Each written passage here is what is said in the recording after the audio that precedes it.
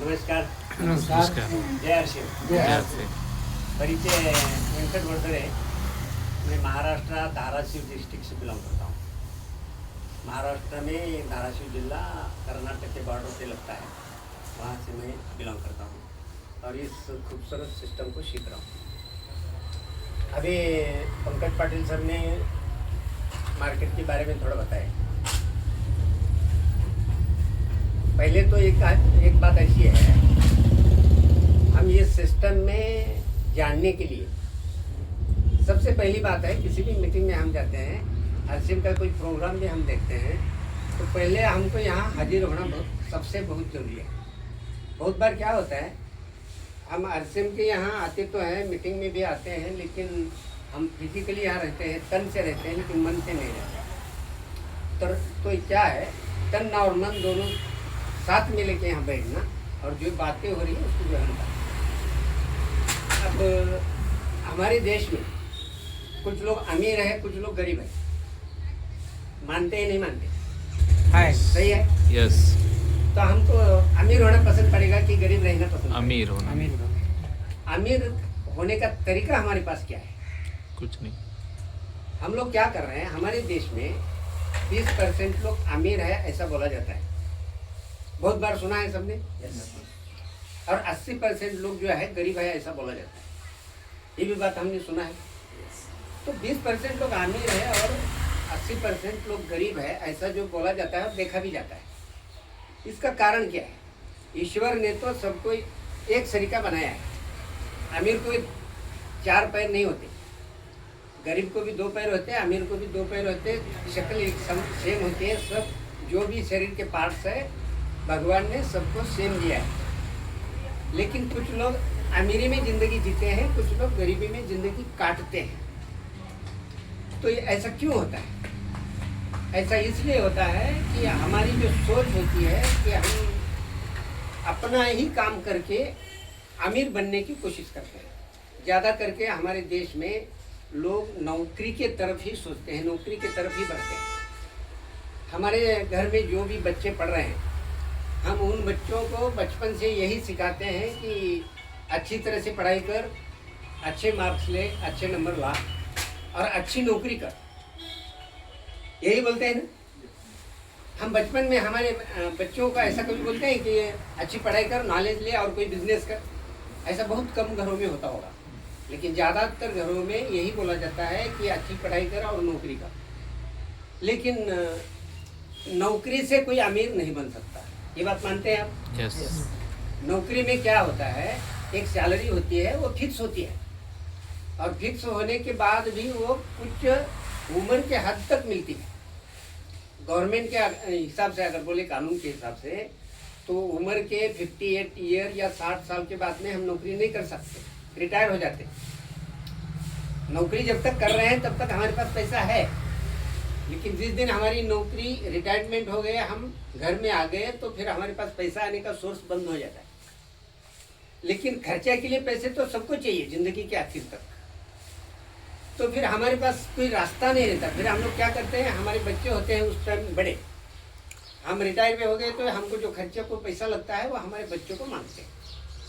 अगर बच्चे की इनकम अच्छी है और उसके संस्कार भी अच्छे हैं तो आपको कुछ हेल्प भी करेगा, पैसा देगा. लेकिन अगर उसकी इनकम कम होगी और वो उसकी पत्नी है, वो है, 2 बच्चे हैं और 2 बूढ़े माँ बाप, इतना बड़ा परिवार अकेले के ऊपर जब चल रहा है तो उसको भी टेंशन आती है. उसका जो पेमेंट है उसमें वो पूरा महीने का एडजस्ट नहीं कर सकता. तो पिताजी को 2 बातें सुनाता है, आपको कुछ काम नहीं करना है, घर में बैठे बैठे हैं और मेरे पीछे इतना बड़ा खर्चा है, बाबूजी अभी पैसा वैसा मत मांगो. तो क्या होता है, हमारी इंसल्ट होती है. तो उस टाइम हमारे दिमाग में बात आती है कि हम जब नौकरी कर रहे थे उसमें से कुछ पैसा बचा के रखते तो आज काम में आता और हमारे लड़के को मांगना नहीं पड़ता, और नहीं मांगना पड़ता तो वह हमारी हमको 2 बातें नहीं सुनाता. लेकिन उस टाइम क्या होता है, समय बीत चुका होता है, तो हमारे हाथ में वो कुछ नहीं रहता. फिर हम परेशानी की ज़िंदगी आखिर तक काटते हैं. तो अगर हमको अमीर बनना है और लगातार हमारी ज़िंदगी के आखिर तक पैसा आना चाहिए, ऐसा अगर सोर्स चाहिए, तो हमारे पास कोई रास्ता नहीं है. लेकिन हमारे भारत में राजस्थान के एक पर्सनालिटी है टीसी सर, उनका नाम है त्रिलोकचंद छाबड़ा। उन्होंने ऐसा एक सिस्टम बनाया कि जिस सिस्टम से हर कोई अपना जिंदगी के आखिर तक अनलिमिटेड इनकम कर सकता है। वो सिस्टम बहुत सिंपल है, हम लोग सब फॉलो करते हैं, लेकिन उसके तरफ हम लोग ध्यान नहीं देते। अभी जैसे पंकज सर ने बोले कि कंपनी में कोई भी हम लोग जो घर में सामान यूज कर रहे हैं वो सामान कहाँ बनता है? हम घर में बनाते क्या? नहीं। हम नौकरी करके जो पैसा ला रहे हैं वो पैसा हम लोग क्या करते हैं, हमारे घर में जो जो जरूरी का सामान है वो सामान खरीदने के लिए खर्चा करते हैं। सही है? यस। तो खर्चा करने के लिए हम लोग किसी नज़दीकी दुकान में ही जाते हैं। तो नज़दीकी जो दुकानदार है, जैसे कंपनी में माल बना और कंपनी वाले ने किसी एजेंट को दिया, एजेंट डिस्ट्रीब्यूटर से देता है, डिस्ट्रीब्यूटर एक होलसेलर को देता है, ये रिटेलर वाला है। हम लोग ग्राहक हैं। हम जो भी हर महीने में पैसे परचेस करते हैं, खरीदी करते हैं, मतलब हम लोग ग्राहक हैं। तो ग्राहक जो दुकानदार से लाता है, दुकानदार होलसेलर से लाता है, और ये बीच वाले जो लोग हैं ये भी 2-4 लोग। और इसमें कंपनी और एक काम करती है, कंपनी में जो माल बना वो ग्राहक को मालूम पड़ना, इसलिए एडवर्टाइज की जाती है। हमारे घर में अगर हम आधे घंटे के लिए टीवी चालू करें कि भाई कोई प्रोग्राम देखना है, तो उसमें बीच बीच में एडवर्टाइज आती है कि नहीं आती है? यस। तो एडवर्टाइज देखने के लिए हमने टीवी चालू किया क्या? नहीं। लेकिन एडवर्टाइज देखना हमारी मजबूरी बनती है, प्रोग्राम में एडवर्टाइज आती है। तो एडवर्टाइज करने के लिए कंपनी आपको हमको बुलाएगी क्या? नहीं। कंपनी क्या करती है, कोई हीरो है, कोई हीरोइनी है, कोई खिलाड़ी है जो मशहूर है पूरे भारत में, ऐसे लोगों के माध्यम से कंपनी लोगों तक उसकी जानकारी देती है कि हमारी कंपनी में ऐसा माल बना है। और जो एडवर्टाइज करने वाले लोग होते हैं वो बड़ा चढ़ा के एडवर्टाइज करते हैं। टीवी में ऐसा बोलते हैं क्या कि ये ऐसा ऐसा शैम्पू है, उसको आप ले भी, ऐसा नहीं होता। वो बड़ा चढ़ा के बोलेंगे ये शैम्पू ऐसा है, ये इसको लगाएंगे तो आपके केस ऐसा होंगे, आपके बाल बड़े होंगे, काले होंगे, ऐसा बड़ा चढ़ा के बात करते हैं। तो वो बात सुनते सुनते लोगों को इंटरेस्ट आता है कि यार ये हीरोइन इतनी बात कर रही है तो ये शैम्पू में कुछ दम होगा। तो लोग क्या करते हैं, रिटेल के दुकान में जाके उस चीज़ की डिमांड करते हैं। डिमांड करने से क्या होता है, कंपनी का सेल बढ़ जाता है।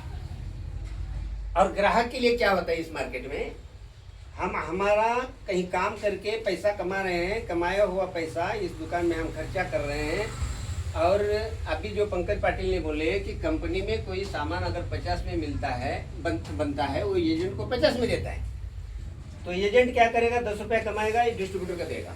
डिस्ट्रीब्यूटर क्या करेगा, 10 कमा के होलसेल वाले को देगा, होलसेल वाला 10 कमा के रिटेल छोटी दुकानदार को देगा, फिर ग्राहक वहाँ से खरीदी करेगा। उसमें क्या होता है, ये प्रोडक्ट के ऊपर जो एडवर्टाइज होती है उसमें भी 10 रुपया खर्चा आता है। मान लो किसी प्रोडक्ट में कम ज़्यादा होता है, लेकिन अपन एग्जाम्पल के तौर पे देखेंगे तो 50 रुपये एक्स्ट्रा खर्च होता है और 50 की ग्राहक को 100 रुपये में लेनी पड़ती है। तो ग्राहक का 50 रुपये एक्स्ट्रा गया कि नहीं गया?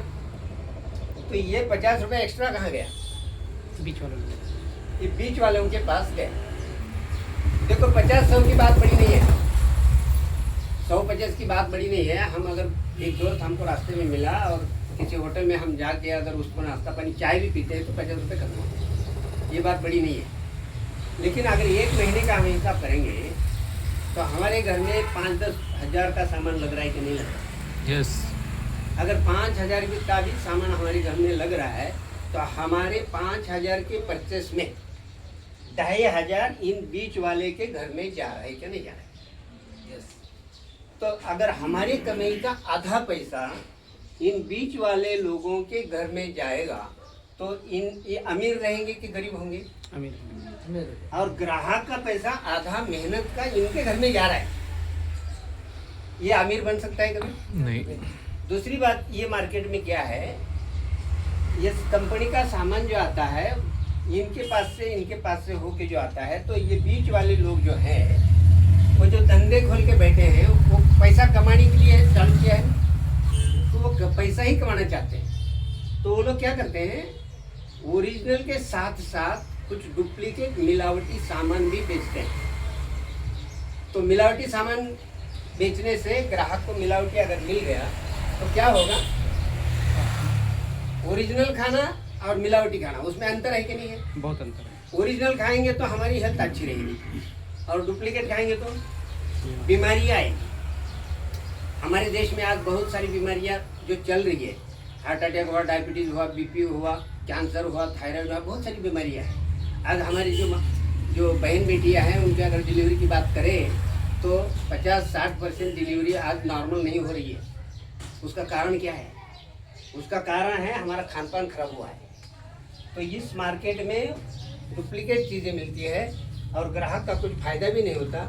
और एक खास बात ऐसी है, ये जो मार्केट चलती है, ये मार्केट ग्राहक के पैसे से चलती है।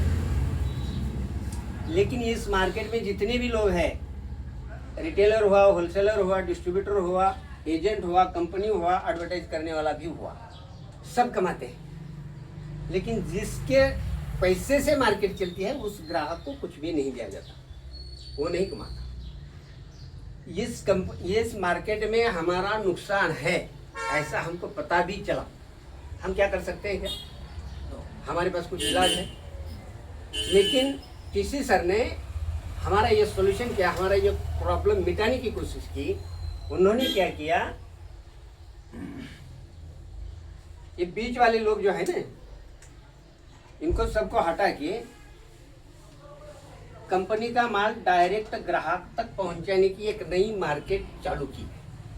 ये सिस्टम 2000 साल में चालू हुआ और इसी को बोलते हैं आरसीएम।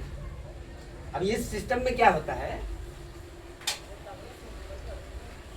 कंपनी का माल डायरेक्ट ग्राहक के पास आने से बीच में कोई है क्या? नहीं। बीच में अगर कोई नहीं है तो माल शुद्ध मिलेगा कि डुप्लीकेट मिलेगा? शुद्ध मिलेगा।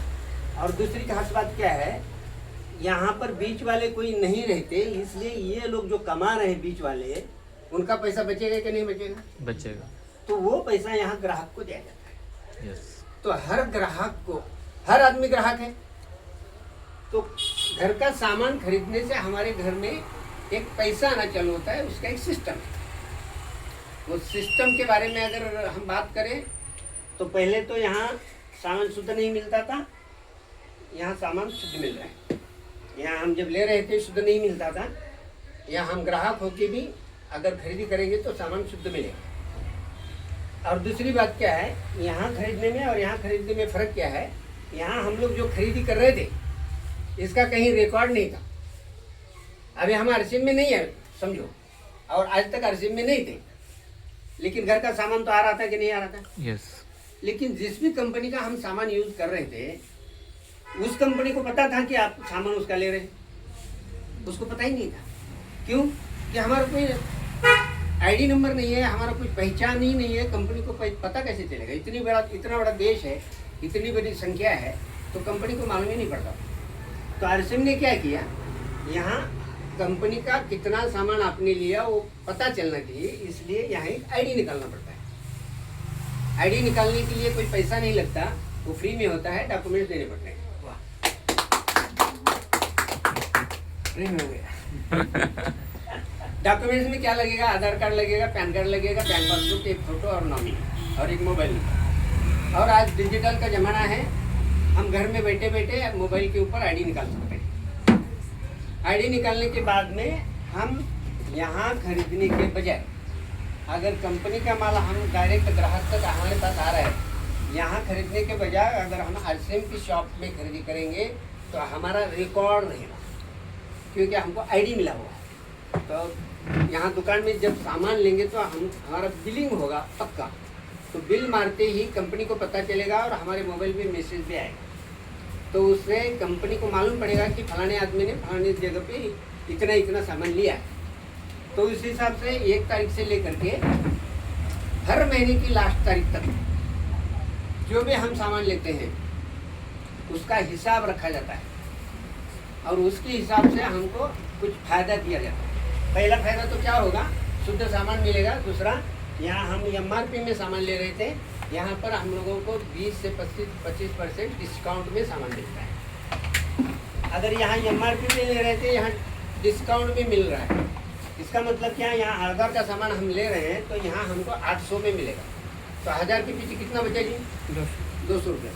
हमारे घर में 5000 का सामान लग रहा है, 1000 के पीछे 200, 5000 के पीछे कितना हुआ? 1000। तो 5000 की खरीदी करने से हर महीने का हमारा 1000 रुपये बच रहा है। तो 12 महीने का हिसाब करेंगे तो 12000 बच गया। उसके बाद कंपनी और क्या देती है, हम जो भी लगातार हर महीने खरीदी कर रहे हैं उसका रिकॉर्ड रखते हैं और 6 महीना हम लगातार खरीदी करेंगे कंसिस्टेंसी में। कोई भी महीना गैप नहीं करना है।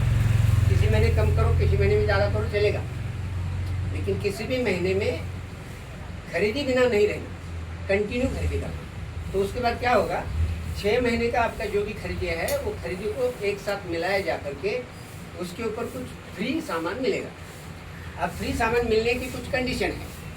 पहली कंडीशन क्या है, हर सामान हम यहाँ जो खरीदी करते हैं उसका एक पीवी आता है। हर चीज़ का पीवी आता है। कौन सी चीज़ का पीवी कितना है, इसके लिए अगर हम हमारे मोबाइल में एक ऐप लेंगे RCM का और ओपन करके देखेंगे तो हर चीज़ का पीवी वहाँ देखने को मिलता है। तो ऐसा पीवी एक साथ मिलाया जाता है हर महीने का, और 6 महीने में आपने जितनी पीवी का सामान लिया उस हिसाब से आपको फ्री सामान मिलता है 8वें महीने में। पहली बार 8वें महीने में मिलता है, उसके बाद में हर 6 महीने में मिलते रहता है। तो कंडीशन क्या है, अगर हर महीने में 100 पीवी से लेकर 1499 पीवी तक हम खरीदी कर रहे हैं तो जो भी खरीदी हमारी हुई है उसके ऊपर 12% का जो भी अमाउंट होता है उतने अमाउंट का सामान हमको फ्री में मिलता है। दूसरी एक बात ऐसी है, अगर हम 100 पीवी से लेके 1499 पीवी की जगह अगर 1500 पीवी हर महीने करेंगे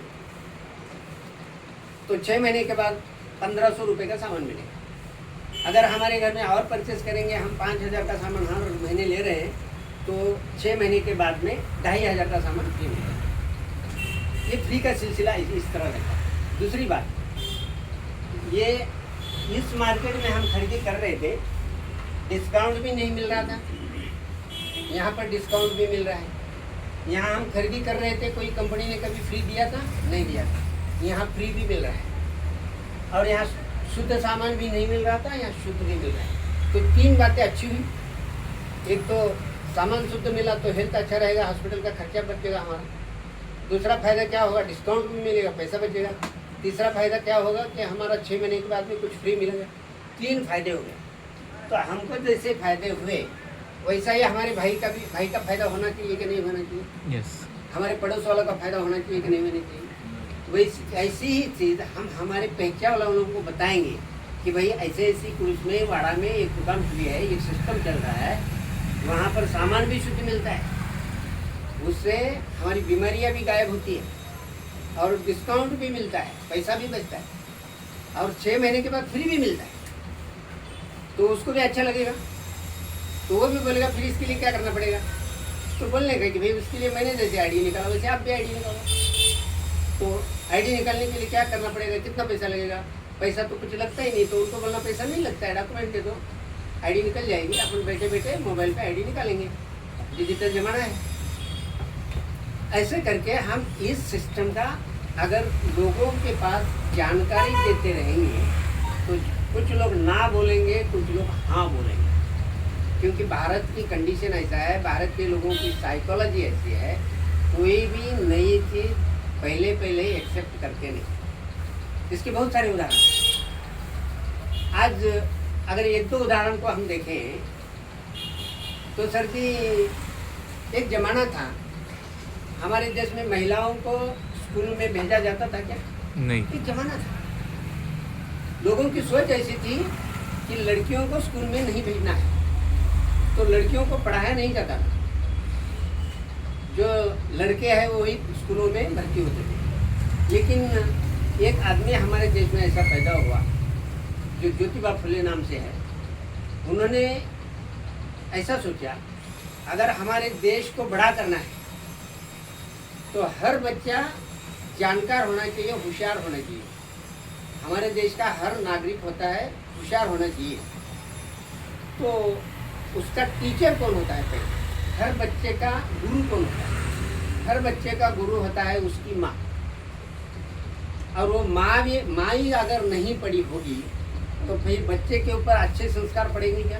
नहीं। नहीं होगी। इसलिए उन्होंने सोचा कि हमारे देश में ये जो रिवाज है कि लड़कियों को स्कूल में नहीं भेजना, तो इस रिवाज को हम तोड़ेंगे और लड़कियों को भी पढ़ाना चालू करेंगे। काम अच्छा था क्या खराब था? अच्छा। भाई जैसे लड़के पढ़ रहे हैं वैसा लड़कियों को भी अगर पढ़ने को मिले तो खराब है कि अच्छा है? अच्छा। अच्छा है। फिर अच्छा है तो लोगों ने एक्सेप्ट करना चाहिए कि नहीं करना? यस। तो ज्योतिबा फुले एक जेंट्स आदमी थे और लड़कियों को पढ़ाना है। समाज में तो उसको मान्यता नहीं थी कि भाई लड़कियों को पढ़ाना ही नहीं है, तो फिर उसमें भी और कोई जेंट्स पढ़ा रहे तो और प्रॉब्लम होगा। इसलिए उन्होंने क्या किया, अपनी पत्नी को बोला कि मैं एक जेंट्स आदमी हूँ, लोग कहीं वैसे ही मानते नहीं है, आप पढ़ाया करो। तो सावित्री बाई ने एक छोटे से रूम में 5-6 बच्चों को लेकर के पढ़ाना चालू किया।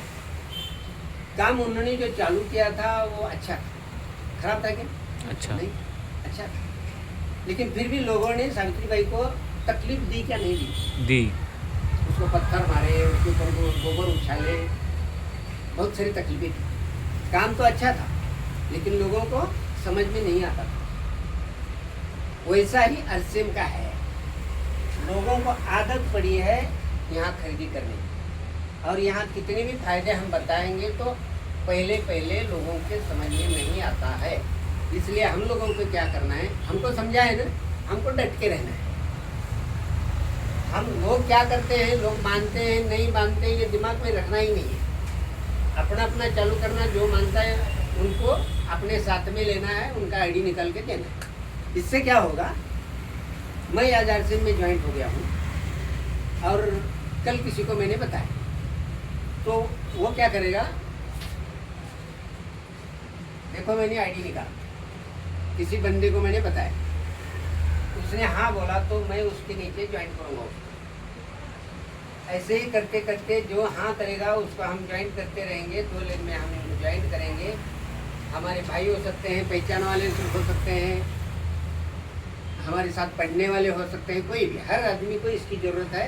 तो जानकारी दे करके हम उनको ऐसे ज्वाइन करेंगे। तो इससे क्या होगा, इसको बोलते हैं नेटवर्क।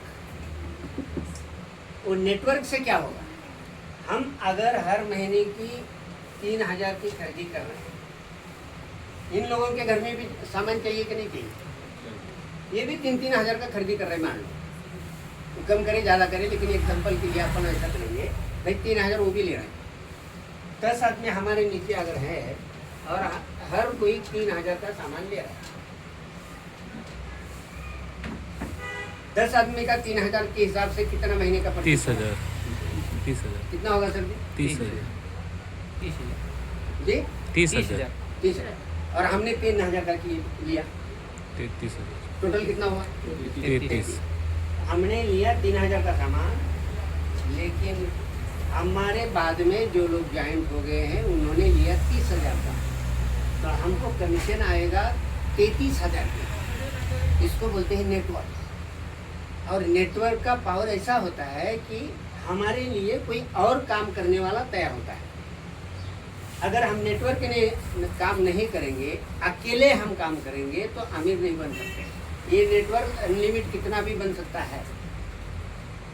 अभी ये नेटवर्क के बारे में कितना नेटवर्क बनने से कितना मिलता है, कितना क्या होता है, इसकी जानकारी देने के लिए मैं हमारे गुरु अजीत सर उनको इनवाइट करता हूँ, और आगे का जो नेटवर्क का पावर है और उससे कैसे कमीशन आता है, क्या आता है, वो बताएंगे। उनको मैं रिक्वेस्ट करता हूँ कि वो आए और नेटवर्क के बारे में हमको जानकारी दें।